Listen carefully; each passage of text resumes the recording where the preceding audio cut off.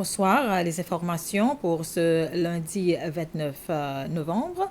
La sixième suspect ayant été arrêtée en connexion avec l'affaire des 50 millions de dollars présumés disparus a été présentée au juge ce matin. Il s'agit d'une femme de 63 ans appartenant à la haute société. Elle est accusée de blanchissage d'argent.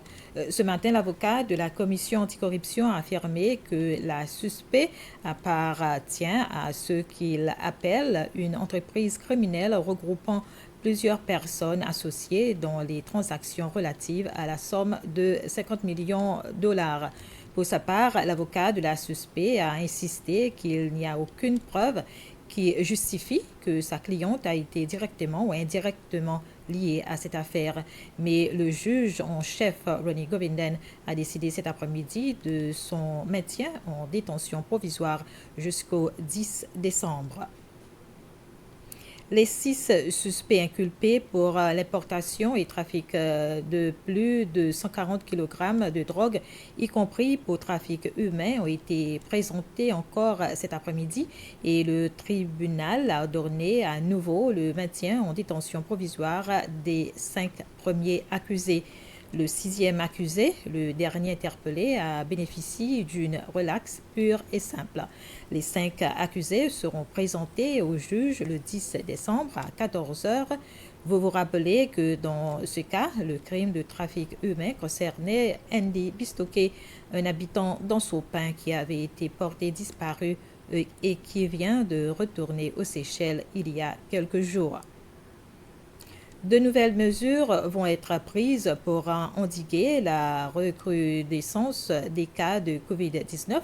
La police va infliger des amendes aux personnes qui se rassemblent illégalement dans les parkings et aux abords des lieux de distraction. Les lieux de divertissement qui ne suivront le protocole prescrit seront fermés. Ces mesures ont été prises par le comité Platinum. Ce comité, dirigé par le président Ram Kalawan, a tenu une visioconférence pour faire le point sur la situation du COVID-19 en tenant compte de l'apparition d'un nouveau variant Omicron dans plusieurs pays.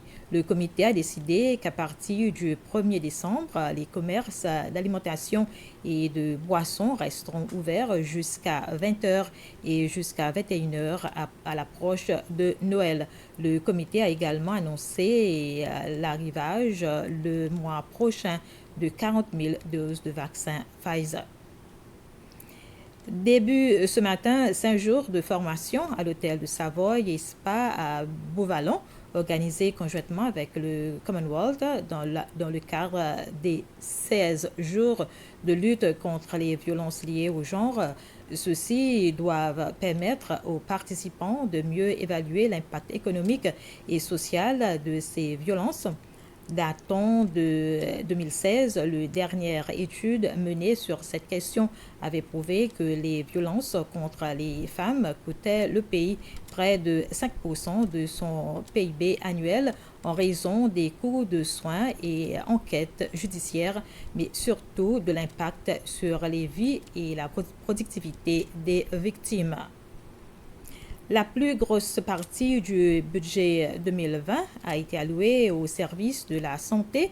En effet, l'Assemblée nationale a approuvé le budget des 3 entités constituant ce ministère, à savoir le ministère de la Santé, 109,7 millions, l'Autorité de la santé publique, 66,4 millions et l'Agence des soins de la santé, 1,1 milliard de roupies.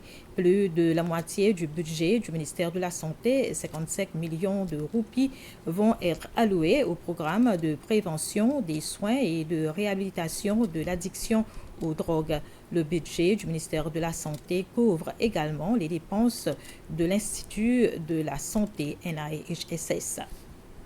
Voilà, c'était les informations. Bref, merci de votre attention.